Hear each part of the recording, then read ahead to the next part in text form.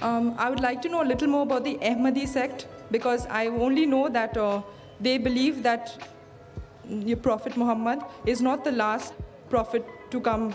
And so could you please tell me a little bit more about them? बीन का सवाल था कि वो जानना चाहती थी ये अहमदीस कौन है। वो जानती है कि वो मानते हैं कि मोहम्मद सल्लल्लाहु अलैहि वसल्लम आखिरी नबी नहीं हैं, वो जानना चाहती है। अहमदी एक ऐसा फ़िरका है जो कहता है कि मोहम्मद सल्लल्लाहु अलैहि वसल्लम आखिरी रसूल नहीं हैं। कुरान की आयत साफ कहती है, सूरह अहज़ाब की सूरा नंबर 33 आयत नंबर 40 में, मा कान मोहम्मदुन अबा अहदिम मिन रिजालिकुम वलाकिन रसूलुल्लाह व खातिमुन नबीन व कान अल्लाहु बिकुल्लि शैइन अलीमा। मोहम्मद सल्लल्लाहु अलैहि वसल्लम आप में से किसी के भी वालिद नहीं हैं और वो अल्लाह के रसूल है और वो खातिमुन नबीन है। अल्लाह सबसे ज़्यादा इल्म रखता है। इससे मालूम पड़ता है कि मोहम्मद सल्लल्लाहु अलैहि वसल्लम रसूल थे और आखिरी नबी थे। लेकिन नबी और रसूल के दरमियान फ़र्क है कि नबी अल्लाह के भेजे हुए नबी होते, इंग्लिश में कहेंगे प्रॉफिट। रसूल वो नबी है जिसके पास रिसालत भी आ चुकी है, जिसके पास रिसालत भी आ चुकी। That prophet who has been given a message, he is called as a messenger. लेकिन जब अल्लाह फरमाते हैं कि आखिरी नबी, उसका मतलब आखिरी रसूल भी, क्योंकि रसूल होने के लिए नबी होना ज़रूरी है। लेकिन हर नबी रसूल नहीं है, हर रसूल नबी है। तो अगर अल्लाह फरमाते आखिरी नबी तो उसका मतलब आखिरी रसूल भी। लेकिन अहमदी लोग, कादियानी लोग कहते नहीं नहीं, नबी का मतलब जिसके पास रिसालत आई, पैगाम आया, रसूल मतलब जिसके पास पैगाम नहीं आया। तो एक रसूल भी जिसके पास पैगाम नहीं आया वो आने वाले हैं। और कहते मिर्ज़ा गुलाम कादियान वो रसूल है, जो बिल्कुल गलत तर्जुमा है। वो नबी और रसूल को उलट पलट करते, they give different meaning for both. तो इन्हों गलत मानी लेके कहते हैं कि कुरान में लिखा है कि अल्लाह के रसूल आखिरी नबी है। नबी मतलब ऊंचा दर्जा है, रसूल नीचे आता है, इसलिए रसूल आ सकते हैं। गलत तर्जुमा करते और कहते हैं कि मिर्ज़ा गुलाम अहमद मोहम्मद सल्लल्लाहु अलैहि वसल्लम के बाद भी रसूल आएंगे। उनमें से एक है मिर्ज़ा गुलाम अहमद कादियान, जो कुफ्र है। कुफ्र मतलब जो इस्लाम के ख़िलाफ़ है, कुरान के ख़िलाफ़ है, अल्लाह के रसूल के ख़िलाफ़ है। That the reason I say that deviated, वो सही मुसलमान नहीं है। जो भी कोई कहता है कि अल्लाह के रसूल मोहम्मद सल्लल्लाहु अलैहि वसल्लम आखिरी नबी, आखिरी रसूल नहीं है, दे आर डूइंग कुफ्र, वो मुस्लिम हो नहीं सकते। Hope that answers the question. Thank you. अब माइक नंबर 1 से सवाल किया जाए। Chandrabhanu Pratap, I am a dentist. My question is, you have in your lecture you have said about the state of democracy was more advanced when it was written in the Quran. The democracy, whatever written in the Quran, is better than what we practice right now, modern. Can you explain it? What is really mean? भाई साहब ने कहा, सवाल है उनका। मैंने तकरीर में कहा कि कुरान में जो डेमोक्रेसी मेंशन है वो आज से बेहतर है। मैंने ये कहा सूरह मुम्तहिना में सूरा नंबर 60 आयत नंबर 12 में कहा गया है कि ए रसूल मोहम्मद सल्लल्लाहु अलैहि वसल्लम, जब ख़वातीन, जब औरतें तुम्हारे पास आएंगी बयात के साथ, तो मैं एक्सप्लेन कर रहा था बयात जो इस्लाम में है वो मॉडर्न वोटिंग से बेहतर है। डेमोक्रेसी की बात नहीं कर रहा था मैं, मॉडर्न वोटिंग।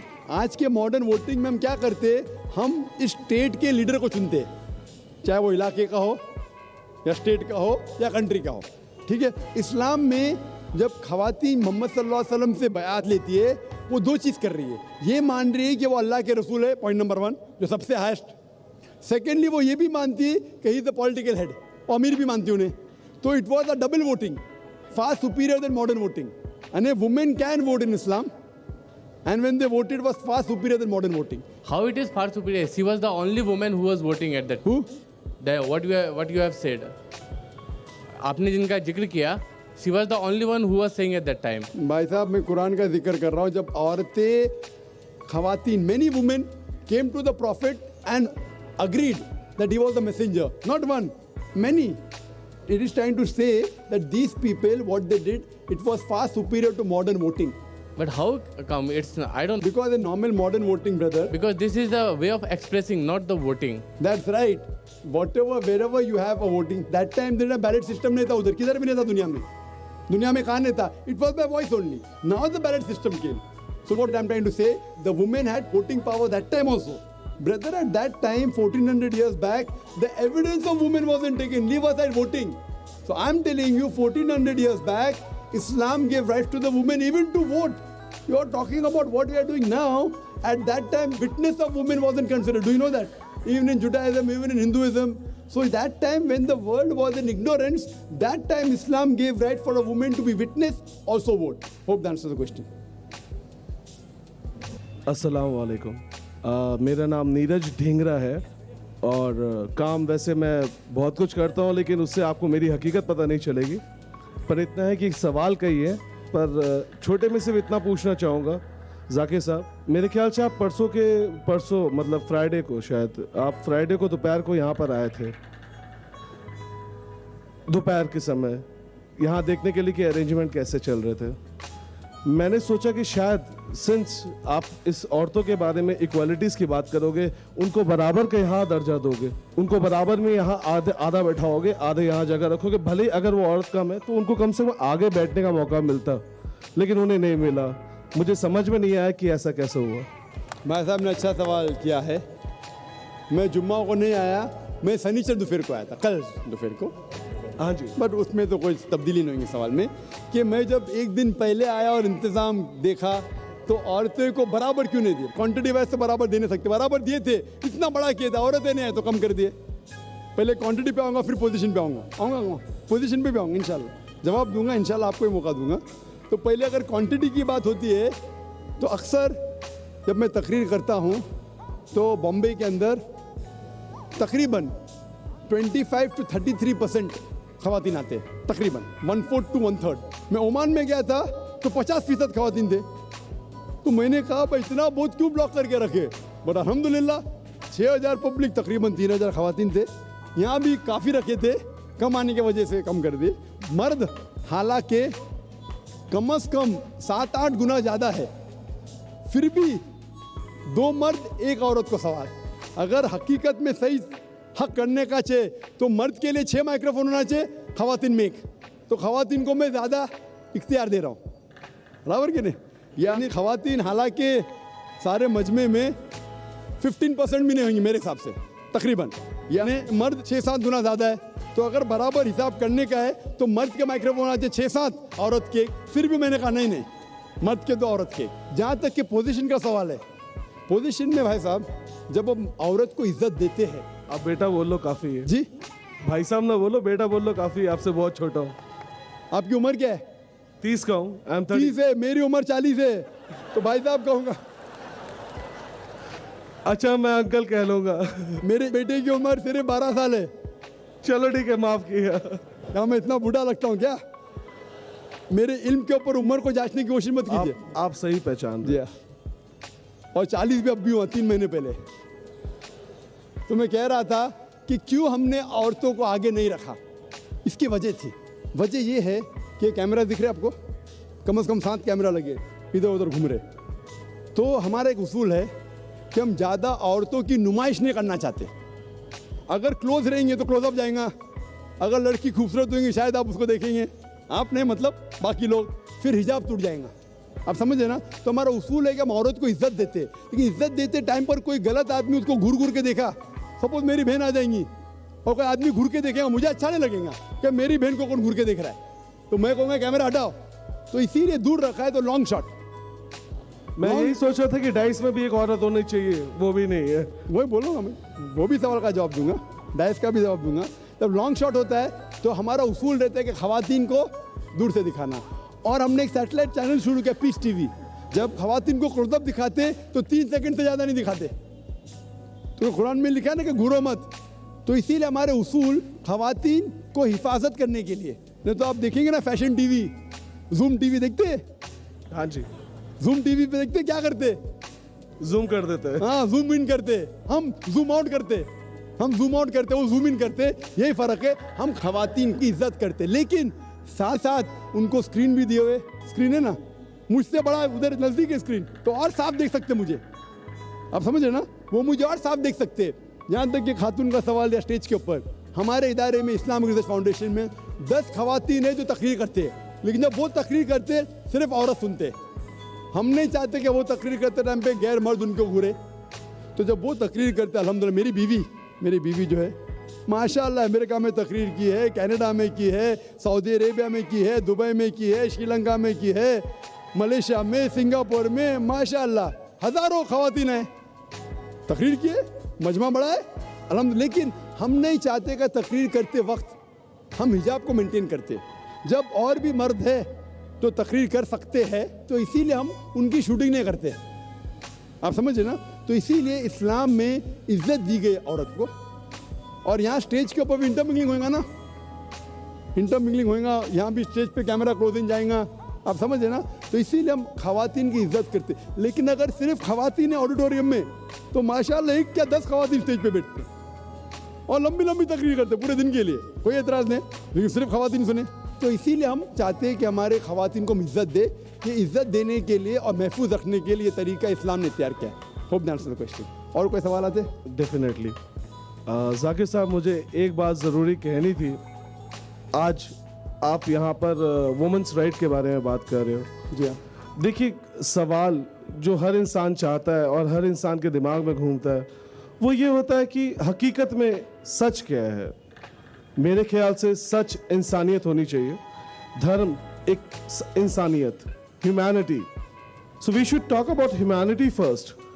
आई थिंक धर्म, हर धर्म, मैं ये नहीं कहता कि आप you always talk about common terms. मैं आपके बहुत सारे शोज देखा हूँ, you talk about common terms, but why by a name, why not by a name as humanity? भाई साहब ने बहुत अच्छा सवाल किया कि आप इतनी अच्छी अच्छी बातें कर रहे लेकिन ह्यूमैनिटी क्यों नहीं कह रहे? नहीं, मैं ये नहीं कह रहा, मैं सिर्फ ये कह रहा हूँ कि हम एक धर्म, एक सोच, इंसानियत, बस उतना सोच के चले तो क्या आपको लगता है कि कोई भी इंसान कुछ गलत कर पाएगा? कहीं पर कोई औरत को अलग से पर्दा करना पड़ेगा? जैसे आपने एक एग्जाम्पल दिया था पहले सवाल पे कि जो मिनी स्कर्ट पहने और जो बुर्का पहने तो मिनी स्कर्ट पे नज़र पड़ेगी, पर अगर वो इंसान खुद पढ़ा लिखा हो जिसकी नज़र आ रही है तो क्या आपको लगता है वो स्कर्ट वाली पे भी अलग से नज़र रखेगा? भाई साहब ने बहुत अच्छा सवाल किया। गलती तो उसकी है जो अलग से देख रहा है। बहुत अच्छा सवाल है भाई साहब, बहुत अच्छा सवाल है। पहला सवाल, मेरे कई सवाल है, मैंने आपको पहले ही कहा था। मैंने पहले ही आपको कहा था कि हमारे कई सवाल हैं। इंशाअल्लाह मुझे मौका सिर्फ 2 दिन के और 2 सवाल लेके आएंगे, वापस आपके पास आएंगे जरूर। भाई साहब ने पहले सवाल किया था कि ह्यूमैनिटी क्यों नहीं, ह्यूमैनिटी होना चाहिए, मतलब इंसानियत। ये धर्म क्यों, इस्लाम, हिंदुइज्म धर्म क्यों, इंसानियत होना चाहिए। और फिर सवाल किया कि अगर अच्छा इंसान रहे तो रूल रेगुलेशन की ज़रूरत नहीं, उसकी मिसाल में बाद में दूंगा। पहले सवाल उन्होंने कहा, भाई साहब इस्लाम में आप अच्छा मुसलमान बन नहीं सकते तब तक जब तक अच्छे इंसान नहीं है। पहले अच्छा इंसान होना ज़रूरी है, आप समझ रहे? आप जब तक अच्छे इंसान नहीं है तब तक आप अच्छे मुसलमान बन ही नहीं सकते, समझे आप? Point number 1। पॉइंट नंबर 2, लेकिन सिर्फ अच्छा इंसान होना काफ़ी नहीं हमारे लिए, आप समझे ना? अच्छा इंसान मतलब जस्ट पास स्कूल, हम चाहते हैं ग्रेजुएशन हो। आपके इतने करीब आना, आपसे इतनी बात करना, मैं पहले आपको 2 सवाल का जवाब दूं भाई साहब। Please sir, please. बाकी लोग भी ठहरे, डेफिनेटली। मैं पहले दोनों सवाल का जवाब दूंगा और फिर आप ही जाऊंगा। हाँ जी। मैं रूंगा या डरो मत, इंशाल्लाह आपको वक्त दिया जाएगा। तो अच्छा इंसान होना ज़रूरी है, लेकिन पहला नंबर पे आप बोलते धर्म की क्यों बात कर रहे हैं? मैं धर्म की इसलिए बात करता हूँ क्योंकि लोग धर्म को मानते हैं, और मैं यकसानियत पे बात करता हूँ। बिल्कुल सही कहा आपने, सिमिलैरिटी नॉट डिफरेंसेस। तो मेरा सही मकसद है आपस में यकसानियत का। और आप जो बोलते हैं कि धर्म की बात क्यों, इंसानियत की बात किसके बलबूते पे करूं? क्या गांधी जी के? किसकी बात? कोई तो होना चाहिए। तो मैं कहता हूं कि उसकी बात मानो जो हमारा बनाने वाला है, खुदा। आप समझ रहे नहीं? आप जो कहेंगे इंसानियत है, मैं शायद वो बात नहीं मानूंगा, डिफरेंस होगा ना। कई बात हमारा यकसा रहेंगे, कई बात नहीं भी रहेंगे, आप समझ रहे नहीं? कितने बात में वी में डिफर। लाइक आप कहेंगे कि आगे रखो, मैं कहूँगा पीछे रखो, तो झगड़ा होगा। तो इसीलिए उसकी बात माने जिसने हमें बनाया। आप और हम इंसान को जानते हैं, सबसे बेहतर कौन जानता है? हम आपको बनाने वाला। डॉक्टर होने के नाते मैं शायद आपसे ज़्यादा बेहतर जानता हूँ क्योंकि मैं स्टडी किया हूँ। लेकिन जितने डॉक्टर दुनिया में बेस्ट डॉक्टर हो, सबको मिला के उससे ऊपर है हमारे बनाने वाला, हमारा खालिक, हमको बनाने वाला। वो जानता है कि दिमाग किस तरीके से इंसान का चलता है, तो वो जो हमें कहता है वो सबसे बेस्ट है। इसीलिए इस किताब में आपको एक भी वर्स, एक भी अल्फाज नहीं मिलेगा जो इंसानियत के खिलाफ है। आपको गलत फहमी हो सकती है कि ये खिलाफ हो सकता है, गलत फहमी, लेकिन इंशाअल्लाह अगर गलत फहमी है तो मौका देते लोग को सवाल पूछने का, तो क्या मैं आपको जवाब दे सकूँ क्यों ये गलत फहमी है? तो गलत फहमी को दूर करता हूँ मैं। मेरा ये दावा है कि कुरान के अंदर, क्योंकि अल्लाह की आखिरी किताब है, इसके अंदर एक भी आयत इंसानियत के खिलाफ नहीं। जितने पहले किताबें आए उसके अंदर मिलावट हो चुकी है। मैं कभी भी ये नहीं कह सकता हूँ कि हमारे बनाने वाला खुदा ने कहा है कि जब आपका शोहर मर जाए उसकी चिता में आप भी मर जाओ। तो मैं ये कहता हूँ ये किताब में मिलावट है। किसके तरफ से? इंसान के तरफ से। खुदा कभी लिख ही नहीं सकता ऐसा। खुदा कभी कह सकता है कि औरत को इल्म मत दो, लिखा है लेकिन वेद में। कुरान में क्या लिखा है? पहले हिदायत, इल्म दो औरत और मर्द को। अगर कोई मुसलमान नहीं देख रहा हो, गलत कर रहा है, उसको सजा होगी। आप समझ रहे कि नहीं? मुस्लिम को मत देखो। तो इसीलिए मैं जब कहता हूँ इस्लाम के मानी है अमन। इस्लाम के मानी सिल्म से आता है अपनी सारी ख्वाहिशें अल्लाह के हवाले करना, खुदा के हवाले करना। तो इस्लाम का मतलब है अमन हासिल करना, अपनी सारी ख्वाहिशें खुदा के हवाले करने के बाद। और जो भी शख्स ऐसा करता है उसे कहते हैं मुस्लिम। मैं तकाबिल मज़ाहिब का स्टूडेंट हूँ। मैं ये कहना चाहता हूँ, अच्छी बात सिर्फ लेता हूँ और बोलता हूँ कम से कम इसके ऊपर तो अमल करो। आपके वेद में भी लिखा हुआ है अबाउट मॉडेस्टी, बाइबल में भी लिखा हुआ, जो मैं कर चुका हूँ मेरे कसट में। तो मैं यकसानियत लेके आ रहा हूँ। तो आप अगर कहेंगे कि इंसानियत की बात क्यों नहीं करते, तो इंसानियत की तो कर रहा हूँ। मेरे पूरे तकरीर में एक भी गैर इंसानी बात की मैंने, एक भी गैर इंसानी बात की नहीं की। तो जब मैं आज एक भी गैर इंसानी बात नहीं किया हूँ, अगर मैंने कोई गैर इंसानी बात किया तो आप कह सकते हैं जाकिर भाई आप गैर इंसानी बात कर रहे हैं। मैं पूछ रहा हूँ आपसे, मैंने कोई गैर इंसानी बात की नहीं की। आप समझे ना? तो मैं इंसानियत की बात कर रहा हूँ। आपका दूसरा सवाल क्या था भाई साहब? देखिए, वक्त के साथ हर चीज बदलती है। आपने कहा according to Bible and Quran, जैसा लिखा था कि आदम and Eve they were the first people, जो पहले आए। उसके बाद जैसे आपने बताया कि having sex with the same birth, आपने कुछ ऐसा बताया था कि दे कांट मतलब हैव रिलेशंस।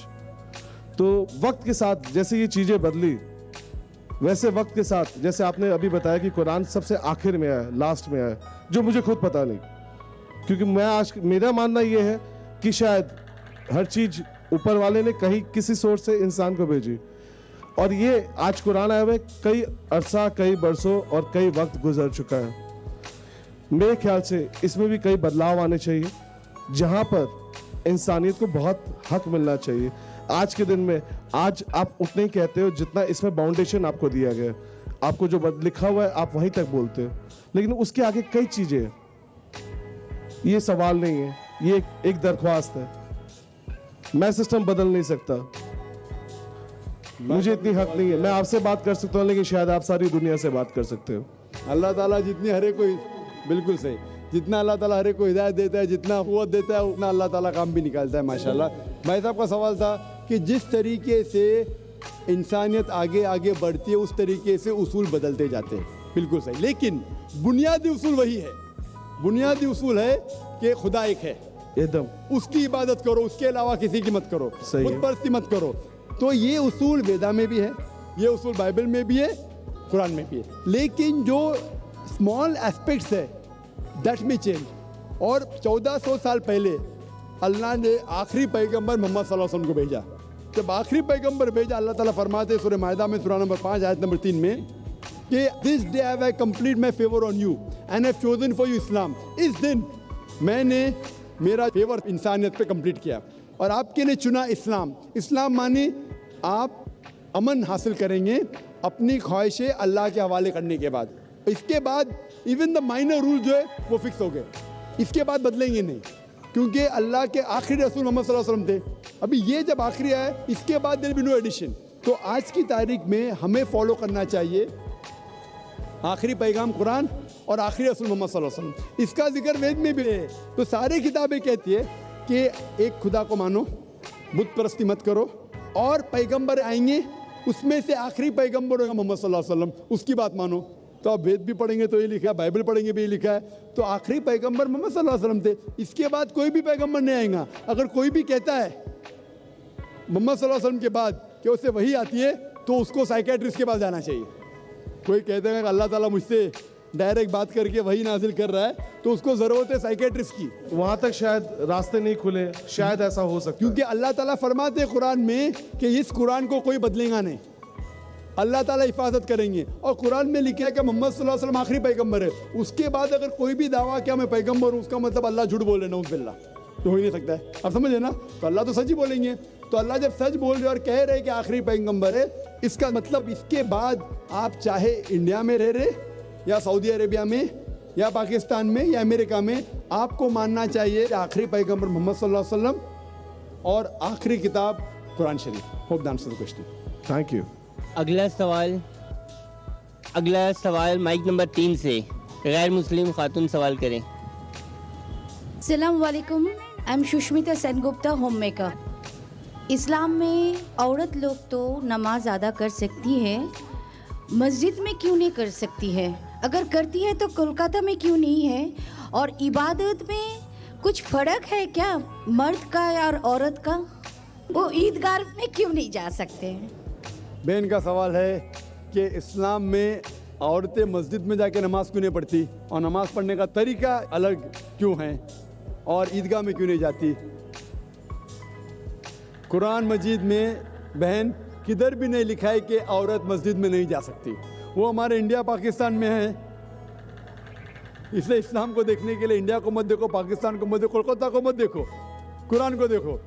कई हदीस है सही बुखारी में जिल्द नंबर 1 आखिरी हदीस, do not prevent the female servant from going to the mosque, मतलब मोमिना को मस्जिद में जाने से मत रोको, अल्लाह के रसूल फरमाते। आप पढ़ेंगे सही बुखारी जिल्द नंबर 1 हदीस नंबर 824, उसमें अल्लाह के रसूल फरमाते कि do not prevent your women to go to the mosque even at night. अगर रात को भी अगर वो चाहते कि मस्जिद में जाना चाहते तो मत रोको।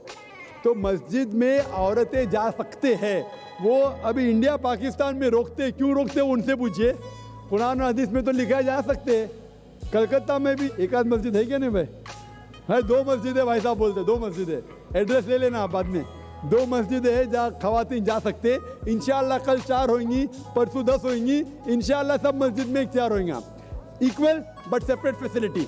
और अल्लाह के रसूल फरमाते उस तरीके से पढ़िए जिस तरीके से आप मुझे देखते हैं। तरीका यकसा है, औरत और मर्द का पढ़ने का तरीका यकसा है। आपको दूसरा सवाल, ईदगाह में क्यों नहीं जाते? अल्लाह के रसूल की हदीस है कि जब आप ईद नमाज के लिए जाते हैं, अपने बीवी को भी लेके जाओ, बच्चों को भी लेके जाओ। अगर आपकी बीवी हैस में है फिर भी लेके जाओ, मतलब आपकी बीवी नमाज नहीं पढ़ सकती है, हैस में है, if she is having period, ये टेक भले वो नमाज नहीं पढ़े तो ईदगाह में तो जाने का स्पेशल इंस्ट्रक्शन है। अगर हैस में फिर भी जा सकते, तो ये गलत फहमी है कि औरत मस्जिद में नहीं जाना चाहिए या औरत ईदगाह में नहीं जा सकते। ईदगाह में हैस के हालत में भी जा सकती, भले वो नमाज न पढ़े फिर भी जा सकती। Hope the answer the question. अस्सलाम वालेकुम जाकिर नाइक साहब, मेरा नाम विकास है, विकास गुप्ता, और मैं एक स्टूडेंट हूँ। और मैं तहे दिल से आपका शुक्रगुजार हूँ कि आपने जो जिज्ञासा की जोत जगाई है हम सब के अंदर धर्म के बारे में जानने के लिए। और मैं भी पहले धर्म के बारे में ज़्यादा नहीं सोचता था, मगर आपको सुनने के बाद मुझे भी धर्म में रुचि हुई है। और अब जब मैं कुछ जानने लगा हूँ धर्म के बारे में, तो मेरा आपसे सवाल ये है कि मैंने एक शब्द सुना है काफिर। तो ये काफिर शब्द जो है ये ईश्वर को ना मानने वालों के लिए है या इस्लाम को नहीं मानने वालों के लिए है? भाई का बहुत अच्छा सवाल है। सवाल तो हमेशा पूछता है काफिर क्या, इसका सवाल ज़रा और अच्छा है माशाल्लाह भाई साहब का, कि काफिर का मतलब वो जो ईश्वर को नहीं मानता है, कि काफिर का वो मतलब है जो इस्लाम को नहीं मानता है। काफिर का सही मतलब है जो सही ईश्वर को नहीं मानता है। अगर आप गलत ईश्वर को मानते तो भी काफिर है।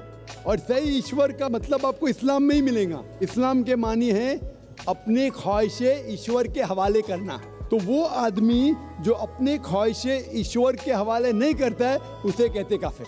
अगर एक शख्स कहता है मैं ईश्वर में मानता हूँ लेकिन ईश्वर की बात को नहीं मानता है तो भी काफिर होता है। आप समझ रहे ना? तो मुस्लिम का मतलब ये नहीं कि जिसका नाम सुल्तान है, जाकिर है, मोहम्मद है। मुस्लिम का मतलब वो शख्स जो अपने सारे ख्वाहिशें ईश्वर के हवाले करता है, उसको कहते मुस्लिम। और जो अपनी ख्वाहिशें ईश्वर के हवाले नहीं करता है और कहता है कि ज़रूरत नहीं है, उसे कहते काफिर। तो अगर आप कहेंगे क्या मैं ईश्वर को मानता हूँ, बुत परस्ती नहीं करता हूँ, लेकिन फिर जो ईश्वर का कहना नहीं मानते और बोलते ज़रूरी नहीं है, तो उसे कहते कुफ्र। कुफ्र अरबी लफ्ज़ है जिसे कहते हैं छुपाना, टू कंसील, या रिजेक्ट करना, नहीं मानना। तो अगर आप ईश्वर की बात को भी नहीं मानते तो भी आप काफिर हो जाते हैं। आप मतलब कोई भी शख्स ना, नाम चाहे अब्दुल्ला हो, सुल्तान हो, राजेश हो या रामू हो, कुछ भी हो, अगर वो ईश्वर की बात को झुटलाता है, रिजेक्ट करता है, उसे अरबी में कहते हैं काफिर। बेशक। और मैं ये भी जानना चाहूँगा, जब मैंने इस्लाम के बारे में जानना चाहा तो मैंने इस्लाम के बारे में कुछ जो भी जाना तो उसमें मुझे कहीं ऐसा लगा कि ये सच नहीं हो सकता। इसीलिए मेरा ये मिसकंसेप्शन है या ये सही है, मैं ये आपसे जानना चाहूँगा कि ऐसा माना जाता है क्या इस्लाम में कि जो इस्लाम को ना माने या जो काफिर है उसे मार दिया जाए, काट दिया जाए, उसके फैमिली को लूट लिया जाए? क्या ये किस हद तक सच है और क्या उसको इस दुनिया में जीने का हक नहीं? माशाल्लाह भाई साहब ने बहुत अच्छा सवाल किया। वो कहता है कि मुझे ये गलत फहमी है और लगता है कि गलत है कि इस्लाम में काफिर को मार देना चाहिए, काट देना चाहिए। आपको कोई भी मुसलमान ने मारा या काटा है ना? आप माशाल्लाह सही सलामत है, अल्हम्दुलिल्लाह। आपको किसने मारा, काटा? नहीं। मैं जानना चाह रहा हूँ कि ऐसा कहीं है लिखा हुआ है या नहीं? Very good. ये क्या होता है कि जो लोग इस्लाम के खिलाफ किताबें लिखते, मिसाल के तौर पे अरुण शौरी का नाम सुने? अरुण शौरी जो मिनिस्टर था चंद साल पहले, बहुत किताब लिखता है इस्लाम के खिलाफ, बहुत मशहूर है इस्लाम के खिलाफ। लोग क्या करते, कुरान मजीद की आयत उठाते, आउट ऑफ कॉन्टेक्स्ट, पस मंजर के खिलाफ लिखते, और एक आयत जो बहुत इस्लाम की क्रिटिक उछालते, वो सूरह तौबा की आयत, सूरा नंबर 9 आयत नंबर 5, और लिखते हैं कि कुरान में लिखा है जहाँ भी आप काफिर को पाएंगे, इनटू ब्रैकेट्स हिंदू, आप उनका कत्ल करो।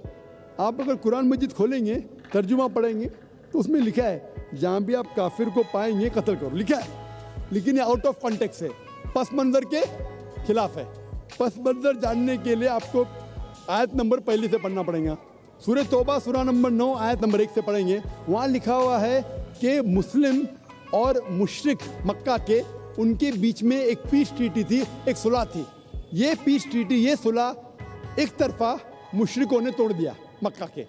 जब अल्लाह ताला आयत नंबर 5 पे आते तो कहते हैं कि हम तुम्हें 4 महीने का वक्त देते हैं, 4 महीने की मोहलत, आप सुधर जाओ वरना ऐलान जंग। आपने सुलह की थी, आपने सुलह को तोड़ी, 4 महीने का वक्फा, सुधर जाओ वरना ऐलान जंग। और फिर अल्लाह ताला कहते हैं सूरह तौबा सूरा नंबर 9 आयत नंबर 5 में, जंग के मैदान में जब भी आप काफिर को पाएंगे, मतलब दुश्मन जब आएंगे जंग के मैदान में, तो आप लड़ो, डरो मत। अभी कोई भी आर्मी जनरल आज की तारीख में, सिपा सलार, वो थोड़ी कहेगा दुश्मन आए तो भाग जाओ, वो कहेगा डरो मत, लड़ो, मारो। तो ये जंग के मैदान की आयत है कि आप जब देखेंगे तो डरो मत, मारो। जंग के मैदान में जब काफिर तुम्हें हमला करने आ रहे, मारो। और अरुण शौरी आयत नंबर 5 से उड़ी मारते आयत नंबर 7 में। उसने किताब लिखी वर्ल्ड ऑफ फतवास इस्लाम के खिलाफ, आयत नंबर 5 से जब मारते आयत नंबर 7 पे। 5 के बाद क्या आता है? 6 को खा जाते। क्यों? 6 में उसका जवाब है, उसके बीमारी का जवाब है। आयत नंबर 6 में सूरह तौबा के अल्लाह ताला फरमाते कि अगर कोई काफिर सुलह चाहता है, उसे छोड़ मत दो, उसे ऐसी अमन के जगह पर महफूज पहुंचाओ। क्या कहता है अल्लाह ताला? अगर कोई काफिर सुलह चाहता है, अमन चाहता है, उसे छोड़ मत दो, उसे संभाल के हिफाजत के साथ महफूज जगह पे जाके छोड़ो।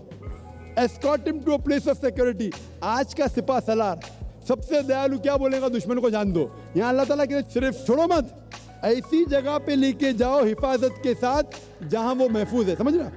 तो ये कुरान की आयत है। तो इन लोग पसे मंदर के खिलाफ कोट करते, और जहां भी जिहाद की आयत है, जंग के मैदान में जब आप मिलते गैर मुस्लिम से, वो आपको कत्ल करने आ रहे, कत्ल करो। उसके बाद फौरन आप पढ़ेंगे सूरह अनफाल सूरा नंबर 8 आयत नंबर 60 के बाद 61 में लिखा है अमन बेहतर है। महाभारत में कत्ल करने के कितने श्लोक आते? कितने? हजारों, कुरान से कई ज्यादा। तो महाभारत जानते हैं आप ना? जब मैं हिंदू से पूछता हूँ महाभारत में झगड़ने के कितने, लड़ने के कितने श्लोक है, तो वो हिंदू मुझसे कहता है के खिलाफ मैं कुछ नहीं कह रहा, क्योंकि हमारे धर्म में भी धर्म युद्ध है। सुनिए मेरी बात ना, धर्म युद्ध है बराबर। तो हिंदू मुझसे कहता है ये जो धर्म युद्ध है क्या है? बातिल के खिलाफ है। वो बातिल को झगड़ने का लिखेला महाभारत में। तो मैं कहता हूँ कुरान में भी वही लिखा है, किसका कत्ल करो? जो धर्म के खिलाफ है। आप समझे ना? धर्म युद्ध मतलब हक और बातिल के खिलाफ झगड़ा। तो बातिल को कत्ल करने का लिखा गया महाभारत में, वही लिखा है कुरान अगर में। झगड़ा- और भगवत गीता, भगवत गीता जानते, सबसे ज्यादा पढ़ी जाने वाली किताब भगवत गीता। श्री कृष्ण अर्जुन को सलाह देते हैं। अब जब भगवत गीता पढ़ते हैं, चैप्टर नंबर 1 भाग नंबर 1 श्लोका नंबर 42, 43, 44, 45, उसके अंदर अर्जुन कहता है, झगड़ा होता है अर्जुन पांडवास और कौरवास। पांडवास 5 भाई, कौरवास 100 भाई। अर्जुन जंग के मैदान में हथियार को जमीन पे रखता है और कहता है, मैं जंग के मैदान में निहत्था मरना पसंद करूंगा बनिस्बत अपने रिश्तेदार से झगड़ा करूं। उसके फौरन बाद, चंद श्लोक बाद, भगवत गीता भाग नंबर 2 श्लोका नंबर 2 और 3 में श्री कृष्ण कहते, क्या कहते, ए अर्जुन, तू बुज़दिल कब से हो गया? ये गलत ख्यालात तेरे दिल में आए कैसे? तू नपुंसक कैसा हो गया? इंपॉर्टेंट। श्री कृष्ण अर्जुन को क्या बोलते हैं? इंपॉर्टेंट, नपुंसक। कौन कह रहा है? श्री कृष्ण अर्जुन से। बुज़दिल कब से हो गए? क्षत्रिय का धर्म है लड़ना। फिर भगवत गीता भाग नंबर 2 श्लोका नंबर 31, 32 और 33 में कहते, क्षत्रिय का धर्म है लड़ना। अगर आप नहीं लड़ेंगे तो आप सफलता पाएंगे नहीं।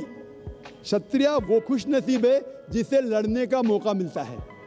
और अक्सर लोग कहते हैं, एतराज़ करते, इस्लाम के दुश्मन, क्रिटिक्स, हमारे अल्लाह के रसूल ने एक हदीस में कहा था कि जिहाद के मौके पे जब मुजाहिद जंग के मैदान में जाता है, उसका कत्ल होता है तो वो जाता है जन्नत में। लिखा है सही बुखारी में, किताब जिहाद, जिल्द नंबर 4, हदीस नंबर 46, कि जंग के मैदान में जब मुजाहिद जाता है, उसका कत्ल होता है तो वो जाता है जन्नत में।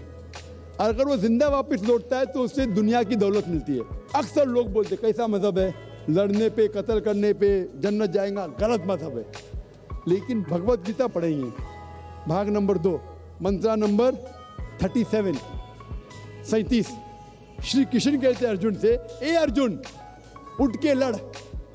अगर तेरा कत्ल हो जाएगा तू स्वर्ग में जाएगा, अगर जिंदा वापस लौटेगा तो उससे दुनिया की दौलत मिलेंगी। हू बहू जो अल्लाह के रसूल मोहम्मद सल्लल्लाहु अलैहि वसल्लम कहते हैं सही बुखारी में, वही भगवत गीता में लिखा है। तो अरुण शूरी जब तनकीद करता है कुरान के बारे में, उसने खुद अपनी भगवत गीता पढ़ा ही नहीं। अरुण शूरी ने महाभारत भी शायद नहीं पढ़ा। अगर महाभारत और भगवत गीता पढ़ा होता तो कुरान में मिस्टेक निकालता ही नहीं।